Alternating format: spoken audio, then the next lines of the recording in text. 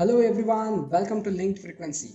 I am Vaibhav Sugandhi, and in this tutorial I am going to give you a detailed walkthrough what is the importance of hardware and software in DIY industry.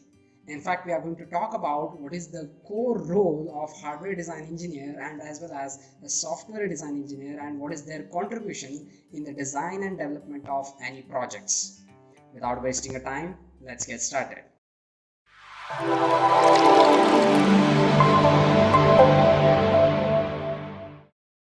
Okay, this tutorial is going to be a very interesting one. Why? Because we are going to talk about a 50-50 role of the entire industry as a ESDM domain.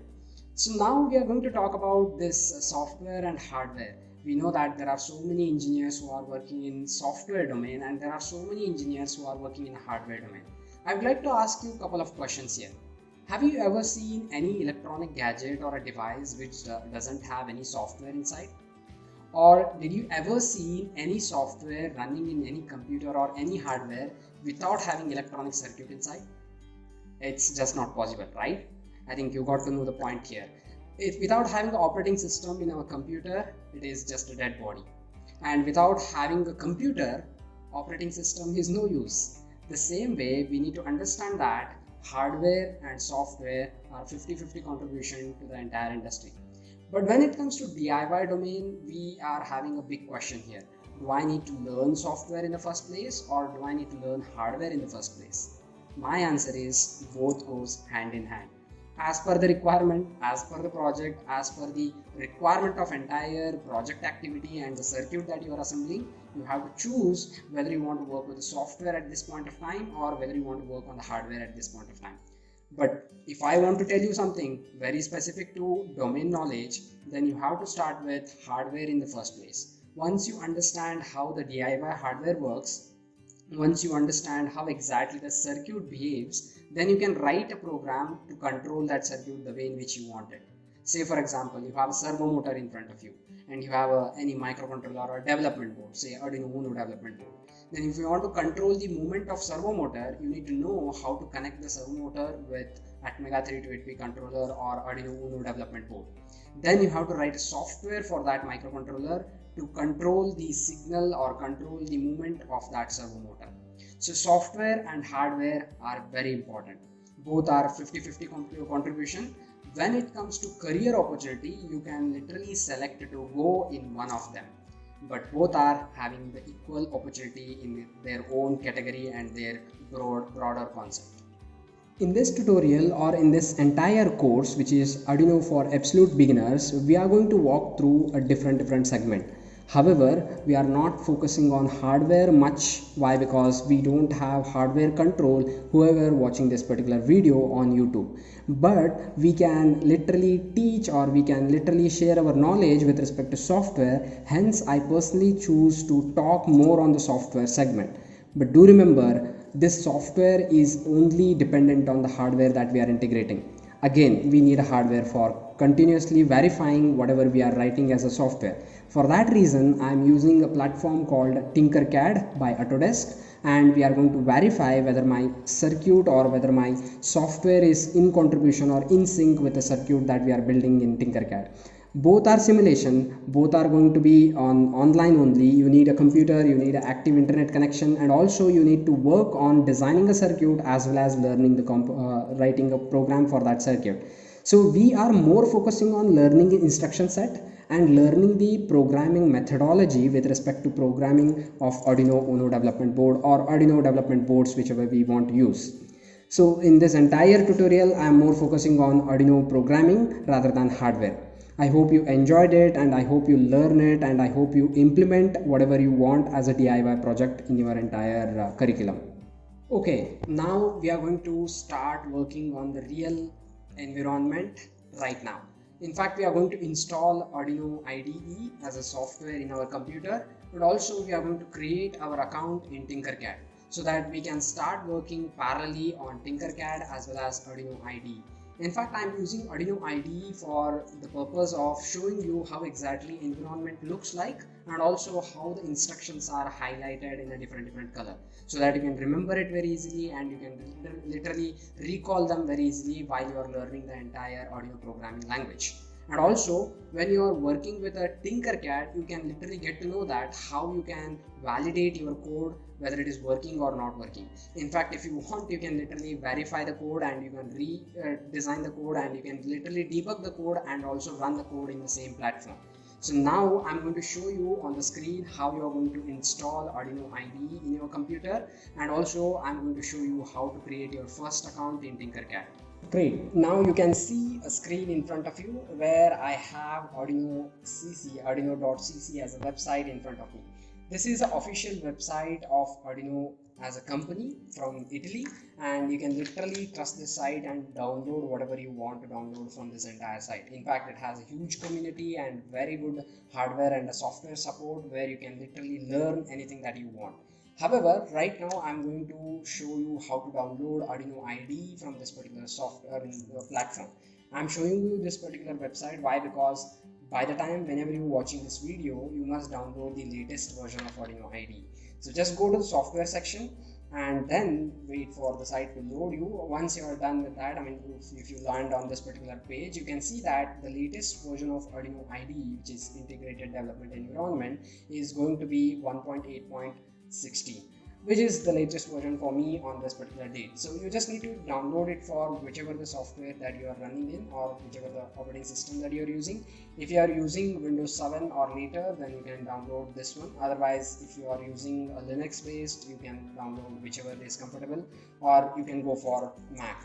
Right now I have a Windows PC in front of me, so I'm going to click on this particular link. The moment when you click on that, it will port you to the download section where you can contribute whichever amount if you want. Otherwise, you can just click on just download. The moment when you click on just download, it will give a pop-up window. Just close it and then wait for a certain time, because it is 113 MB. You just need to patiently wait for the software to download. Once it is done with downloading, you can go ahead for installing the software, which is again a very simple process, and you can do it however you want. Now let me talk about how to create your account in Tinkercad. So I'll go to tinkercad.com. Just use this URL called tinkercad.com, and once you land on that particular site, which looks like this, it's loading. Let me show you how it looks like. Okay, until Arduino downloads, let me talk about how to create your account in Tinkercad. This is a site you need to head towards. This is the site where the Tinkercad software is hosted by Autodesk company, which is all about tinkercad.com. Okay, link for Tinkercad and also Arduino software is given in the description. Please check out for your download or for creating your own account. Okay, after heading towards this particular platform, it looks like something very creative and very crazy one. So after that, what you can do is you can do two things. You can join your class, which is hosted by your instructor or a lecturer. In schools and all, nowadays it is becoming so popular that teachers are hosting the class and students are joining to the class without having to create account and all those things. But right now we are not creating account and giving you access to the joining class and all. We are just heading towards Start Tinkering, which is all about creating your own account and starting with design and development.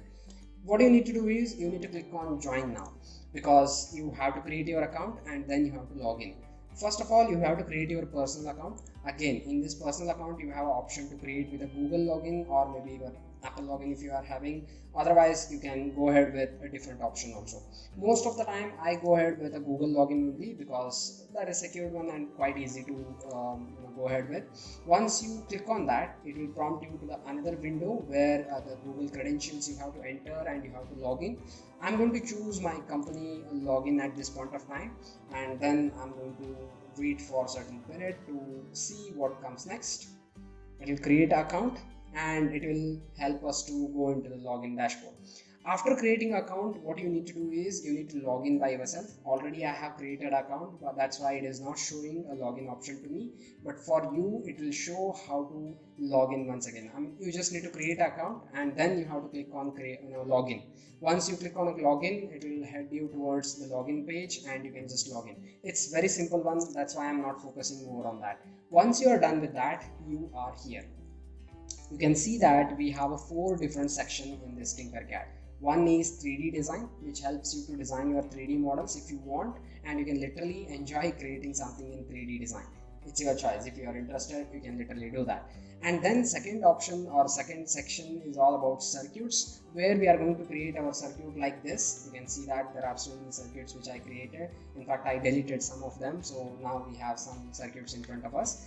Like this, we are going to create our circuit and we are going to validate it.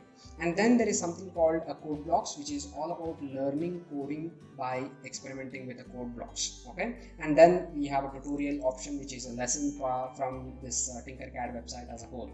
Right now we are not focusing on anything else, we are more focusing on circuit section. Whenever we want to validate anything as a circuit or anything with respect to the code that we have written in Arduino IDE, make sure that you come to the circuit section and then validate it. Of course, I'm going to give you a detailed tutorial, but right now do remember this is the place where we are going to head towards again and again. I hope our Arduino is downloaded. Let's see how to install it. In download section, we have Arduino which is downloaded for us right now, and what we need to do is, it's absolutely a normal icon with Arduino logo and all, so you just need to identify this software wherein you are download and then double click on it. It will ask for one prompt which is all about, do you want to install this software and all. You just need to say yes for that, and then you can see a small license agreement in front of you, which is all about the terms and conditions with Arduino software as a whole. You just need to click on I agree, and then after you have a checkbox option here, which is all about installation options. We need to make sure that all these checkboxes are checked. Why? Because we want all these features in design and development of any project in the future. When it comes to hardware, we want all these information or all these softwares to be installed. That's why make sure that all these things are checked so that you can literally utilize this software for full extent. After that, I'll click on installing next, and then it will ask for the directory. Keep it distribution directory as the same one. I mean, very normal setting. You do not change anything. If you are very much aware and you personally want to do that, you can do it, but I don't want to do that, so I'll just click on install. After some time, you can see that it starts installing and it takes some time to install, maybe somewhere around 1 minute or 2 minutes based on your computer, how fast it executes and all, but it will be installed very soon. Until it installs, I just wanted to give you some information. In this entire course that we are running, we are going to cover very important 7 instructions, maybe a 6 or 7 instructions, which are going to give you a thorough idea how exactly Arduino software works with Arduino development boards. In fact, these 7 instructions are not the boundaries, they are the beginning. They are the building blocks of any project or any program that you are going to develop in your future. Do make sure that you learn these 7 instructions in the first place and understand them as thoroughly as possible, as strongly as possible, and as practically as possible, so that you can build your project upon them or using any other instruction in integration of these 7 instructions. So once we learn these 7 instructions, what we need to do is we need to identify the skill to implement those 7 instructions in a real-time project. For that reason only, we need a Tinkercad in first place. So in Tinkercad, what we are going to do is we are going to design some circuit which helps us to implement our instructions that we learned in this entire tutorial, so that you can learn and you can implement and you can practice and you can remember the things. Otherwise, what happens if you learn it theoretically? It doesn't make any sense, right? Even in fact, myself also, if I try to learn anything theoretically alone, I don't remember anything in much cases. When I become a practical implementation of certain skill, it makes sense for me to remember, or it makes sense for me to implement certain things in that particular industry. Great, software is installed in front of us. You can see that the installation is completed. In fact, most of the time what happens if you are installing for the first time in your computer, it also asks a couple of prompts in front of you, like would you like to install USB drivers, would you like to install Java driver, Java files and something like that. Do make sure that you install everything that it asks, because it is genuine one and it is recommended to install all the drivers it wants in the intermediary installation process. In my case it didn't, because I already installed it previously. On that time it might ask me, so because of that I'm not showing you, or I'm not able to show it to you. If you want, you can check with any other videos where you can find how to install the entire software detailed way.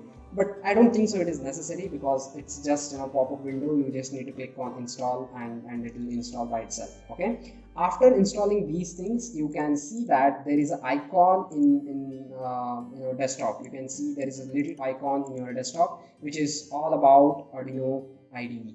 Okay, the moment when you open that Arduino IDE, it opens something like this, and you just need to wait for a certain time, because it will load all the files at the backend, and you can see your Arduino IDE ready in front of you. This is a place where we are going to write our codes. Okay, and we are going to copy this code and go back to our Tinkercad, and we are going to experiment with Tinkercad with the hardware and hardware integration with the software. This is all about the importance of software and hardware in our entire course. Not only in the course, in your entire career, do remember having a bilateral skill is very important. You become a master in one skill, which is maybe a hardware or maybe a software, but do remember that you have to know something about other skill, which helps you to do much more better activity, much more self-motivated activity in your domain in consent with other domain. Like say for example, I'm a hardware engineer. If I know software, I can do my hardware design much more better than a normal hardware engineer. The same way, if I was a software engineer, or I will be, if I'm a software engineer as well, then I'll be understanding the hardware a little bit, such that my software writing skill will be multiplied. Such way, my hardware and the software will be synchronized in a better way.